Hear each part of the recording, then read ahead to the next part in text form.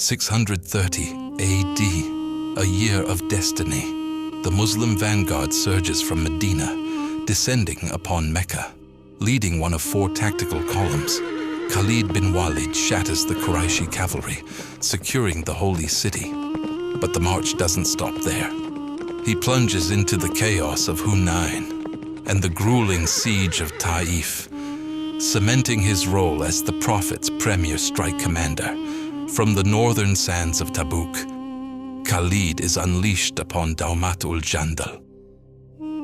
In a lightning raid, he captures the Arab prince, forcing the strategic outpost to submit to the rising power of Islam. By 631 AD, during the farewell Hajj, Khalid secures a different kind of strength, hair from the Prophet's head, a sacred relic he carries into every future fray as a talisman of victory. In the 9th month of 8 AH, Khalid is dispatched to Nakhla. His mission, the total destruction of the goddess Al-Uzza. He raises the idol in the shrine, striking down the lone guardian who stood in his path. This was a war against the old gods, and Khalid was the hammer. However, the warrior's edge could be sharp and unpredictable. Sent to the Banu Jadima, Khalid misinterpreted their plea of surrender. Fueled by ancient blood feuds, he began a grim execution of prisoners, until stopped by Abdurrahman bin Auf. The news horrified Muhammad, who publicly disavowed the act, paying blood money to the grieving tribe. March 631 AD sees Khalid back in the saddle, targeting the Christian prince Ukaidir at Daumat ul-Jandal. Using the prince as a high-stakes hostage, he forces the castle gates. The siege ends not in blood but in a massive ransom, thousands of livestock, and hundreds of suits of armor, bringing the region under the protection of the jizya. 1 month later, the sword strikes a final blow for the year. Returning to the desert, Khalid obliterates the idol Wad, leveling its shrine and crushing all resistance. The old world was crumbling.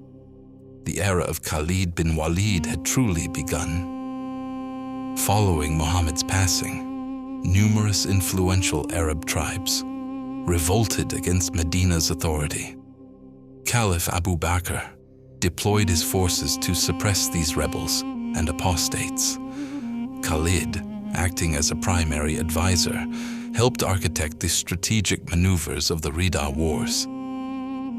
He led the most formidable Muslim army into Central Arabia, a highly volatile region housing the strongest insurgent groups. This area's proximity to Medina made it a critical threat to the capital's safety. Khalid initially targeted the Tai and Jalida tribes. There, Adi ibn Hatim, a notable companion of Muhammad and Tai chieftain, negotiated a peace.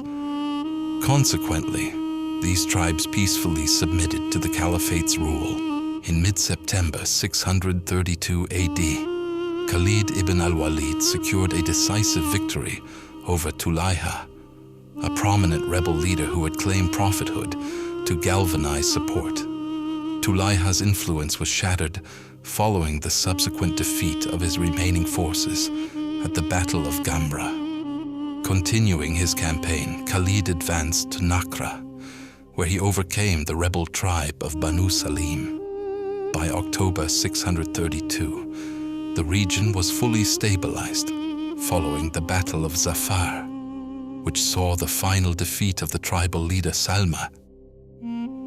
Following the pacification of the northern tribes, Khalid ibn al-Walid faced one of the most significant controversies of his career, involving Malik ibn Nuwayra, leader of the Banu Yarbu. Despite Malik's claim of being a Muslim, Khalid executed him on charges of apostasy and immediately married his widow, Layla bint al-Minhal. This sparked an outcry. Abu Qatada al-Ansari was so outraged he left the army, reporting to Caliph Abu Bakr that Khalid had killed a fellow believer. Khalid's cousin, Umar, fiercely condemned the act, accusing Khalid of murdering a Muslim to take his wife and demanding he be punished. Though he recalled Khalid to Medina, Abu Bakr ultimately accepted Khalid's explanation that it was a tactical error in judgment during war, famously stating he would not sheathe the sword that Allah had unsheathed.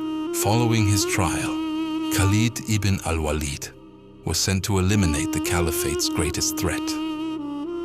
Musaylima, a rival claimant to prophethood, who had already routed 2 Muslim armies.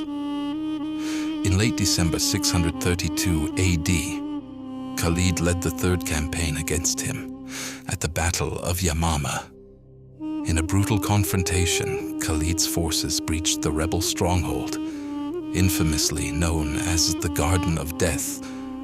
Musaylima was killed, and the tribal rebellion collapsed, finalizing the unification of Arabia.